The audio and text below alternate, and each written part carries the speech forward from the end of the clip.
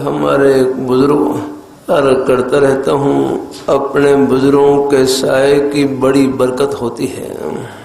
اللہ تعالیٰ اپنی مہربانی فرمائے، اللہ اپنی بارگاہ میں قبول فرمائے،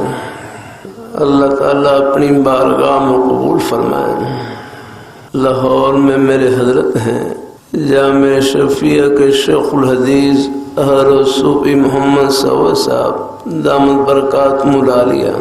میرے حضرت سے صاحب پوچھنے لگے کہ حضرت بعض ساتھی کام میں،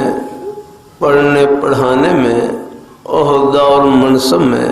کاروبار میں آگے بڑھ جاتے ہیں کہ بعض ساتھی کام میں، پڑھنے پڑھانے میں،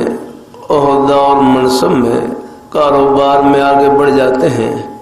ان کے کام کو دیکھ کر، ان کی ترقی کو دیکھ کر دل میں حسد محسوس ہوتا ہے، جلن محسوس ہوتی ہے، میں کیا کروں؟ آپ نے دیکھا ہوگا بعض دفعہ کوئی کاروبار میں آگے بڑھ جائیں تو ان کے کاروبار کو کمزور کرنے کے لیے، کاروبار کو ختم کرنے کے لیے، نیچا کرنے کے لیے کتنے غلط طریقے اختیار کرتے ہیں، غلط قسم کے عاملوں کے پاس جا کر جادو ٹونا، یعنی اس قسم کے وہ غلط طریقے اختیار کرتے ہیں۔ تو حضرت سے ایسا یہ اپنی بیماری کا احساس پیدا ہو جائے، یہ بھی اللہ تعالیٰ کا بہت بڑا انعام ہے۔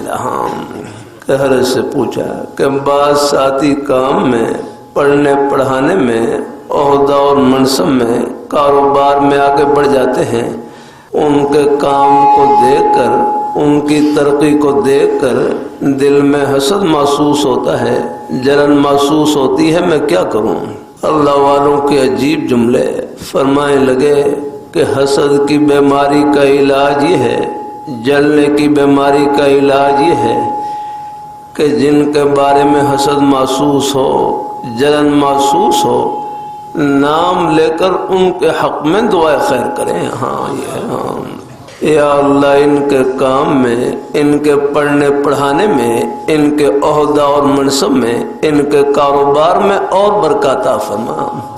اگر آپ کی دعا ان کے حق میں قبول ہو گئی، کام وہ کرے گا، ثواب آپ کو ملے گا۔ کتنا بہترین نسخہ بدلا دیا ہے کہ فرش پر ان کی دکان چل رہی، عرش پر آپ کی دکان بڑھ رہی ہے۔